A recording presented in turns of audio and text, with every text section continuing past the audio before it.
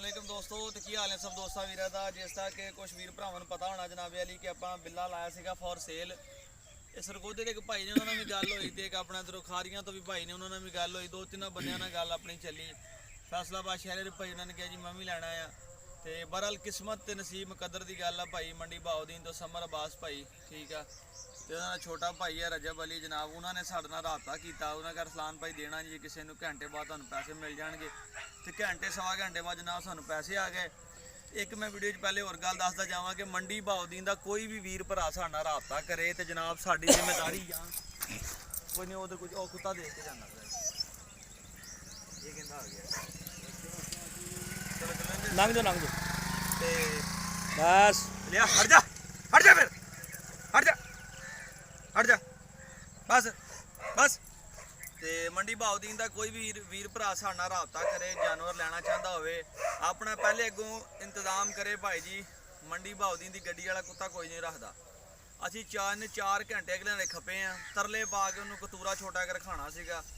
राजा अंसर भाई वास्ते लिया सीगा जनाब जलालपुर पीर वाले तो मेरे को आया उतों मैं अगे रखवाया हालांकि मुल्तान बंदे गए मुल्तानों भी मंडी वाली गड्डी नहीं रखा बंदे जलालपुर पीर वाले तो आए फिर मैं उतों वापस जाके रखवाया तो इन्होंने भी मैं भाई समर बास ने भी गल की कि समर भाई साड़ी जवाबदारी नहीं हैगी इस चीज़ की कि तुसीं सानूं कहो कि असीं अपना तुहानूं छड्ड के आईए जां करिए नहीं फिर असीं एंड आण के भाजी गल ये कीती उहदे नाल कि गल ये जनाब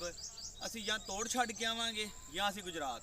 उन्हें कहा जी तोड़ छड्ड के आण ते गल जिहड़ी है ना बड़ी सोहनी है तुसीं अरसलान भाई दा नंबर लवो निक्के दा ते जाके तोड़ कुत्ता छड्ड के आओ घर ते ये वीडियो इस करके बना रहे हैं कि बिल्ला सेल हो गया जे बड़ी खुशी हुई यकीन करो एक ऐसे घर जा रहा जिथे इन्नी जरूरत सी उन्होंने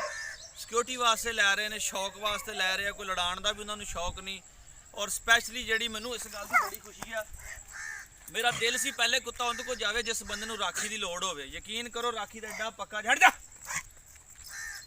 राखी का तुन के पक्का जानवर हैगा वा ठीक है इशारियां ते चलदा मैं भाई नूं सारी गल समझाई है जिहड़ा मर्जी इहनूं खोले बन्ने टेंशन कोई नहीं हैगी ते समझदार जानवर लैके जा रहे हैं जनाबे अली समर अब्बास भाई तुहानूं बहुत बहुत मुबारक होण जनाबे अली साडा बिल्ला तुहाडे कोल जा रहा जनाब समर भाई अपने रेगुलर व्यूअर्स अपना वाच करते हैं वीडियो